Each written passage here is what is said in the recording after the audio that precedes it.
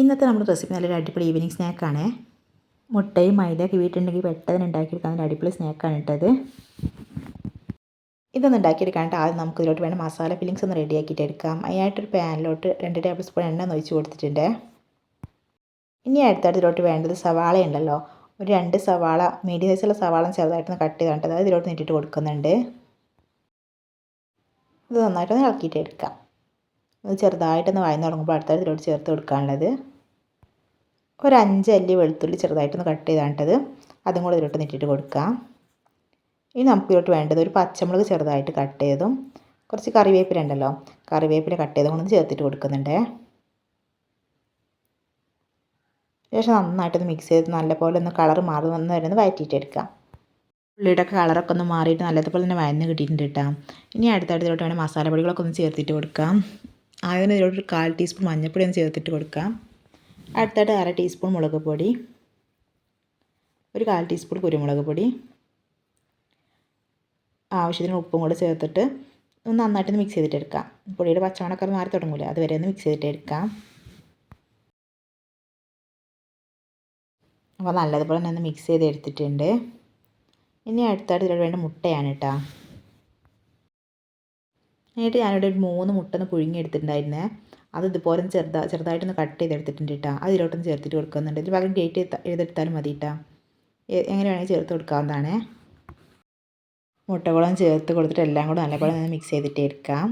ശേഷം ഫ്ലെയിം ഒന്ന് ഓഫ് ചെയ്യാം. അങ്ങനെ നമ്മുടെ ഫില്ലിംഗ് ഇവിടെ റെഡി ആയിട്ടുണ്ട്. ഇനി ഇതൊരു സൈഡിലോട്ട് മാറ്റി വെക്കാം. അടുത്തായിട്ട് മിക്സിയുടെ ജാറിന്ന് എടുത്ത് വെച്ചിട്ടുണ്ട്. അതിലോട്ട് 1 കപ്പ് മൈദ ഒന്ന് ഇട്ടിട്ട് കൊടുക്കാം.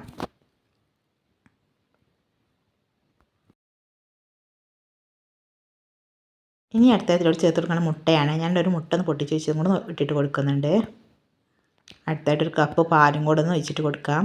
പാലിന് പകരം 1 കപ്പ് വെള്ളം ആയാലും മതിയിട്ടാ, പാൽ വേണമെന്ന് നിർബന്ധമൊന്നുമില്ല.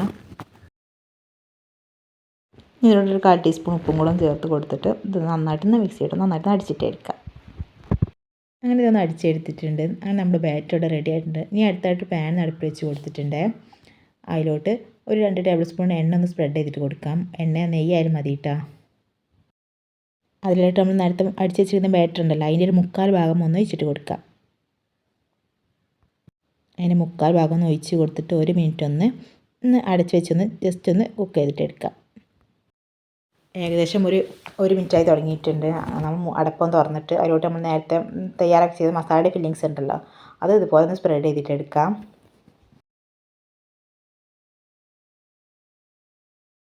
ഇനി ഇതിന് മുകളിലായിട്ട് നമ്മൾ നേരത്തെ മാറ്റി വെച്ചിരിക്കുന്ന ബാറ്റർ ഉണ്ടായിരുന്നല്ലോ, അതൊന്ന് ഒഴിച്ച് കൊടുത്തിട്ട് ഒരു 10 മിനിറ്റ് ഒന്ന് ലോ ഫ്ലെയിം ഇട്ട് ഒന്ന് കുക്ക് ചെയ്തിട്ട് എടുക്കാം.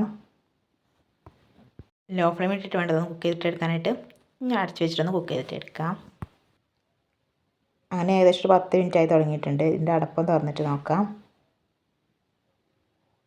കണ്ടോ, അതിൻ്റെ അടിഭാഗം നല്ലപോലെ ഒന്ന് റെഡിയായി വന്നിട്ടുണ്ട്. ഇനി ഇതൊരു മറ്റൊരു പാത്രത്തോട്ടൊന്ന് തിരിച്ചിട്ട് മറിച്ചിട്ട് കൊടുക്കുന്നുണ്ട് കേട്ടോ.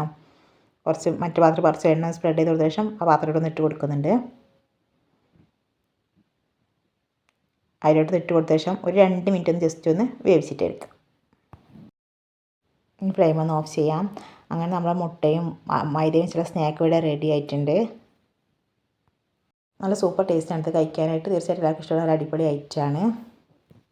വീഡിയോ ഇഷ്ടമാണ് ഈ രീതിയിൽ ഉണ്ടാക്കിയിട്ട് നോക്കുക. ലൈക്ക് ചെയ്തിട്ട് ചാനലൊന്ന് സപ്പോർട്ട് ചെയ്യണേ. നിങ്ങളെ ഫീഡ്ബാക്കും കാര്യങ്ങളൊക്കെ കമൻറ്റിലൂടെ ഒന്ന് അറിയിക്കാം കേട്ടോ.